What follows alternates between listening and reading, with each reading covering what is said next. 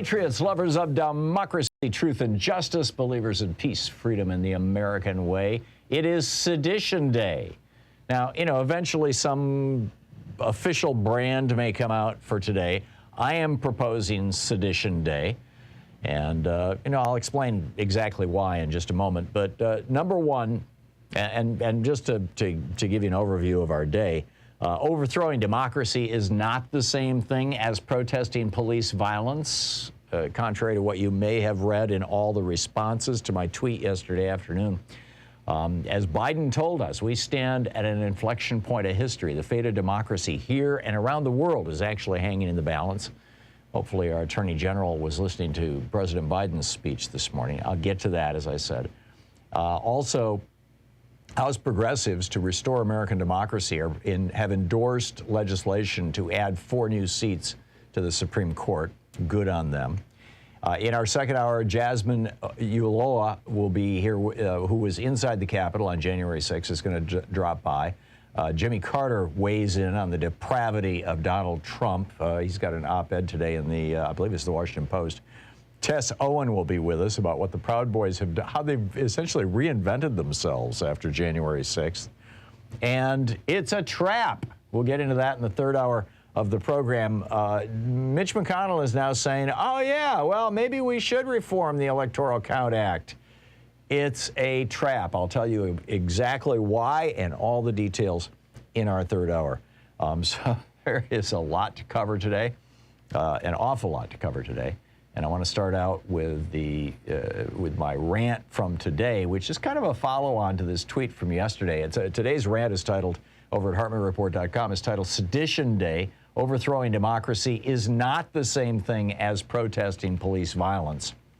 Today is the anniversary of hundreds of Capitol Police, House and Senate staffers, members of Congress, and people who work in the seat of our nation's government, food service workers, janitors, right across the board, successfully fighting back the first violent assault on a congressional session in the history of our republic. This has never happened before. Trump's followers and their fellow travelers, including 139 Republicans in the House and 8 in the Senate, tried their best to end our way of government. They incited, participated in, and are now justifying the first violent attack on Congress since the Constitution was signed 235 years ago. And they failed. And so I'm saying, hey, let's call it Sedition Day, and let's think of it kind of like Guy Fawkes Day. I mean, the names of these politicians are going to go down in history along with Benedict Arnold and Robert E. Lee. But the rest of Congress, including a number of Republicans, did the right thing and came back into session the night of January 6th, late into the night, and finished the job of establishing the peaceful transfer of power in the United States, which is the hallmark of democracy here and around the world. I mean, these people are heroes. England had a similar moment back when Robert Catesby and Guy Fawkes tried to blow up Westminster, the Parliament building in 1605. And that was, by the way, they were trying to blow it up during the official opening of Parliament, when James I would be there, when all of his ministers would be there, when all the members of Parliament would be there. This was a massive assassination attempt. In the aftermath, as the Encyclopedia Britannica writes, quote, Parliament declared November 5th a national day of thanksgiving. The first celebration of it took place in 1606, the next year. It's celebrated with fireworks today, revelry in the United Kingdom. I think we should celebrate our victories. One of our callers yesterday, suggested this to me. I completely agree, and I thank him for that. But yesterday, Merrick Garland gave a speech to the nation. We carried much of it live on this program. I didn't have an opportunity to comment on it afterwards. I thought he said a lot of great things. He said we're going to hold people accountable for January 6th, no matter who they are, no matter where they are. The one thing, which you would just expect, he said, we're going to follow the facts wherever they lead. Great. He, however, left far more ambiguous the question of what will be done with those members of Congress who conspired to overthrow our government. And then he went into this really weird thing. He started talking about other kinds of crime in the United States. Merrick Garland did, our Attorney General. He said, "We have all seen that Americans who serve and interact with the public at every level, many of whom make our democracy work every day, have been unlawfully targeted with threats of violence and actual violence." He talked about election officials and election workers. Okay, that's Republicans going after them. Airline flight crews, that's Trump humpers. School personnel, Trump humpers. Journalists, Trump humpers. Local elected officials, U.S. senators and representatives. All of these people have been, basically attacked by right-wingers.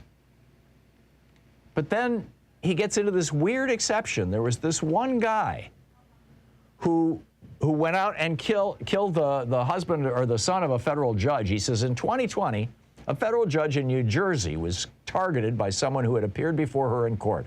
That person compiled information about where the judge and her family lived and went to church. That person found the judge's home, shot and killed her son, and injured her husband. It's all true. Turns out that the guy who did that had no political agenda whatsoever. He had been before that judge. He didn't like the way she ruled, and he was African American.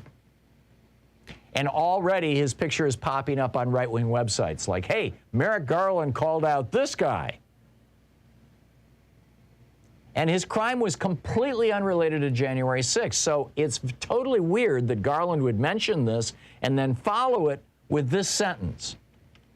Because, he's just cataloged all these crimes being committed against Americans by Republicans, by Trump humpers, and by Trump himself. And then he says, these acts and threats of violence are not associated with any one set of partisan or ideological views. What? Seriously? I mean, I get it. He's trying to appear even-handed and all that, but, no.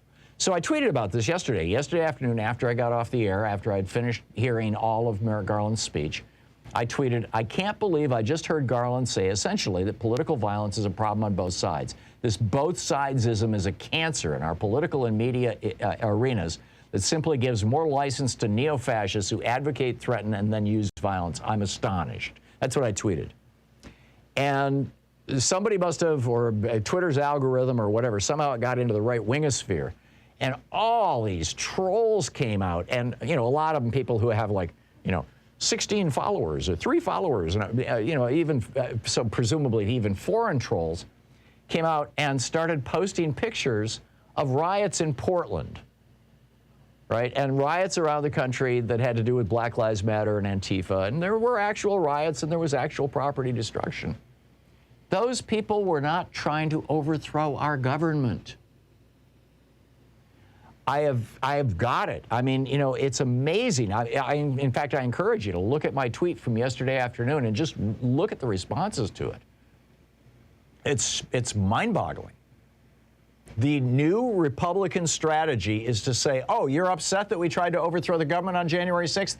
Well, what about people who burned down buildings because they didn't like black people, unarmed black people being killed by police? Isn't it the same thing? I mean, it's just breathtaking. But, it's also a variation on what Merrick Garland did yesterday by saying that, this one guy who killed a judge or killed a judge's son, threatened the judge, proves that there's no one political agenda here. Yes, there is. And Biden called it out this morning. Did you hear Biden's speech? He took it to them. God bless him. I mean, this was really what we needed. We needed to hear the President of the United States calling these people out, calling out Trump, calling him a loser, calling him a sore loser. It was absolutely brilliant. We stand right now at an inflection point in history, which is what President Biden said. And the fate of our democracy here and around the world is actually hanging in the balance. And my take on this, in addition to, agreeing and supporting what President Biden said, is that I hope Merrick Garland was listening after his both sideserism attempt yesterday. I'm just so over that. These people tiptoeing around the Republicans and the neo-fascists and Donald Trump. It's time to stop tiptoeing. It's time to call them what they are. They are fascists and they hate this country and they are trying to destroy this country.